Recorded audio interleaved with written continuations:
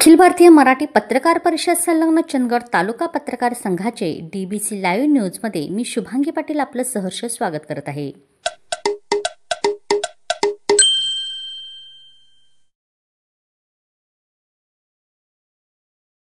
नमस्कार, मी अनिल दुबदाळे, दिवे Belgaum Chandgad live news म्हणजेच DBC लाईव्ह न्यूजमध्ये मी आज आपल्यासमोर आहे। येण्याचं कारण फार महत्त्वाचं आहे म्हणून आलेलो आहे। आजच काही पोर्टर चॅनलला मोबाईलला चंदगड तालुक्यातील पार्ले झेंडेवाडी दरम्यान एका मोरीवर पटेरी वाघ बसल्याचे आणि ते डरकाळी फोडत असल्याचा व्हिडिओ काही ठिकाणी प्रसिद्ध झाल्याचे पाहण्यात आले आणि ते पाहिल्यानंतर खातरजमा करण्यासाठी चंदगड फॉरेस्ट तसेच पाटणे फॉरेस्ट ऑफिसरना संपर्क साधण्याचा प्रयत्न केला असता चंदगडच्या अखत्यारीत हे ठिकाण येत नसल्यामुळे पाटणे फॉरेस्टचे भांडकुळी साहेब यांच्याशी संपर्क करून माहिती घेण्याचा प्रयत्न केला, तर त्यावेळी त्यांनी या वृत्ताला दुजोरा दिलेला नाही। त्यांनी सांगितले की हे लोकेशन आम्ही पाहिले तर आपल्या तालुक्यातील कुठले नाही आणि त्यामुळं अर्थातच जिज्ञासा पोटी सर्च करून पाहावे लागले, तर हा वाघ पश्चिम बंगालमधील बंगाली वाघ म्हणून याची ओळख आहे किंवा ओळखला जातो। हा वाघ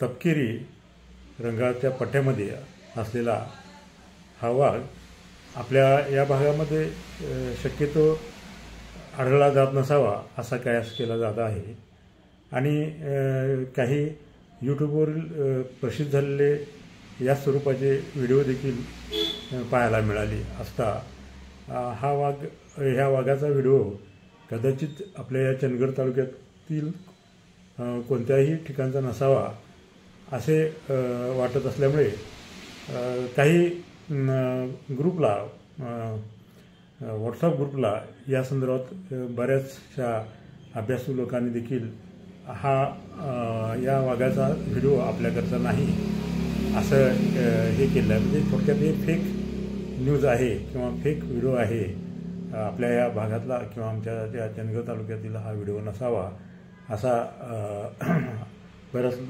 लोकांनी याबाबतचा अभिप्राय व्यक्त केलेला आहे। नॅशनल पार्क नागरहोळ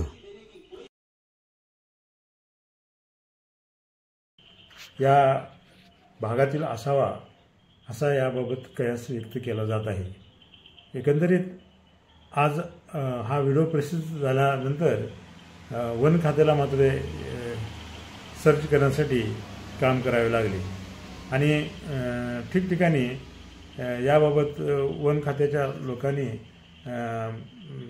पाहणी केली, पडताळणी या व्हिडिओची करून पाहिली आणि अशा ठिकाणचं कुठल्याही प्रकारचे ठिकाण आपल्या या चंदगड तालुक्यात नसल्याचे वन अधिकारी भांडकुळी यांनी DBC लाईव्हला बोलताना आपले मत व्यक्त केले। तरी देखील नागरिकांनी चंदगड तालुक्यातील जे जंगली प्राणी आहेत त्या प्राण्यांच्या वावराबाबत सतर्क राहणे गरजेचे आहे असे आम्हाला वाटते। एकंदरीत हा व्हिडिओ आपल्या चंदगड तालुक्यातील हा वाघोबाचा व्हिडिओ आहे असे कशासाठी किंवा का प्रसिद्ध करण्यात आले हा एक विषय संशोधनाचा ठरलेला आहे। एकंदरीत जर का हा व्हिडिओ सत्य असेल, खरा असेल तर त्याची पडताळणी देखील करता येऊ शकते। मात्र याबाबत अधिकृत वन विभागाकडून कुठल्याही प्रकारचं अभिप्राय व्यक्त करण्यात आलेला नसल्यामुळे तालुक्यातील नागरिकांनी थोडंसं हायसे वाटले आहे।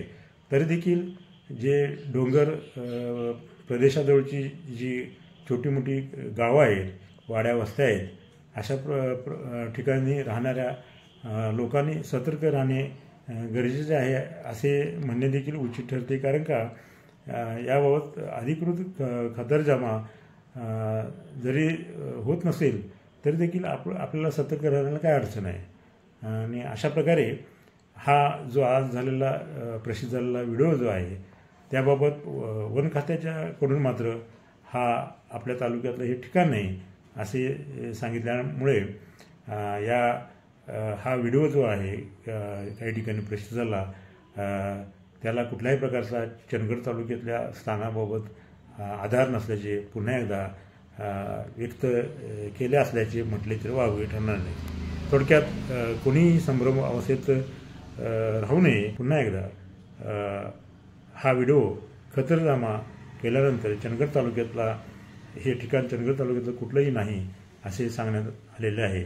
आता तरी देखील वन खात्याने पुन्हा एकदा या चंदगडच्या वन प्रदेशामध्ये पुन्हा एकदा खात्री करून घेण्यासाठी आपली मोहीम जारी ठेवणे असे म्हटले तरी सुद्धा उचित ठरेल. कारण का चंदगड तालुक्यात सध्या हत्ती गवे यांचा वावर नेहमीच आहे आणि अशा प्रकारे वाघाचा वावर देखील का असू नये अशा शंकेला देखील पुष्टी मिळत असली तर याची खातरजमा करण्यासाठी वन विभागाने संबंधित काही ठिकाणे जे आहे त्या ठिकाणी पाहणी करणे आवश्यक आहे. जे आता पार्ले किंवा पाटणे परिसरातील जे पर्यटनची ठिकाणे जे आहेत जे तिलारीचा परिसर जो आहे या ठिकाणी पर्यटक लोक मोठ्या प्रमाणात येतात. शनिवार रविवारी तर या ठिकाणी भरपूर गर्दी असते. तिलारी डॅम पुन्हा धबधबे जे आसपासचे धबधबे आहेत ते ग्रीन व्हॅली पुन्हा तिलारी घाट हे आकर्षण आहे आणि पॉईंट आहेत या ठिकाणी बरेचसे. त्यामुळे पर्यटकांचं या भागात येणे जाणं असतं आणि त्या दृष्टीतून एखादा चावडपणा म्हणून देखील काही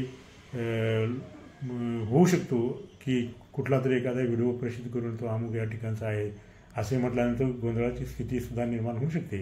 एकंदरीत वन विभागाने याची पाहणी करणे गरजेचे आहे. उद्या शनिवार रविवार 2 दिवस पर्यटनाचे आहेत. त्या पार्श्वभूमीवर वन विभागाने पुन्हा एकदा या सर्व परिसराची पाहणी करणे आवश्यक वाटते. धन्यवाद. इथे थांबू. धन्यवाद. मी शुभांगी पाटील, DBC लाईव्ह न्यूजकरिता. पाहत रहा DBC लाईव्ह न्यूज.